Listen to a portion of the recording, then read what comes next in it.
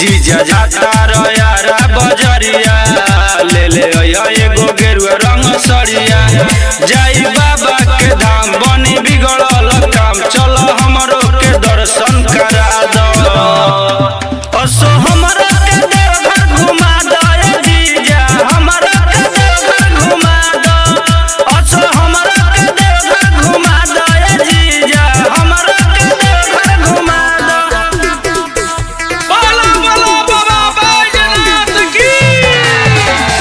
हमरा के देवघर घुमा दो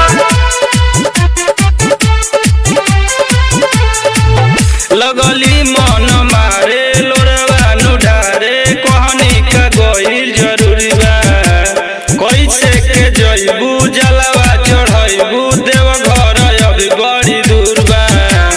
देवघर अभी बड़ी दूर लगली मन मारे लोरवा नुडारे कहनी की गइल जरूरी बा कैसे के जइबू जलवा चढ़इबू देवघर अभी बड़ी दूर बा हाथ धलेली हमार बरियारी करे लगली हऊ माना मानी हमार लागे ना दिल तनी बुझ हमार फील हमार लागे ना दिल तनी बुझ हमार फील हमारा दिलवा के श्रद्धा पूरा दो हमरा के देवघर घुमा दो जीजा हमरा के देवघर घुमा दो बोला शंकर भगवान की जय हमरा के देवघर घुमा दो बड़ी मन करे अजियारा हरे जीजा जी रहम ना घरे हो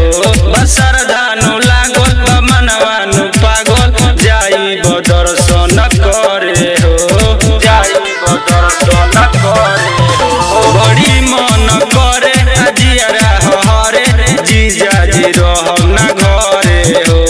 बसरधानु लागल मनवानु पागल जाई दर्शन करे हो लेके चल तू हमरा के साथे कमर ले बानी हाथ राइटर मंटू बेदर्दी कोरोना मन मर्जी विजेंद्र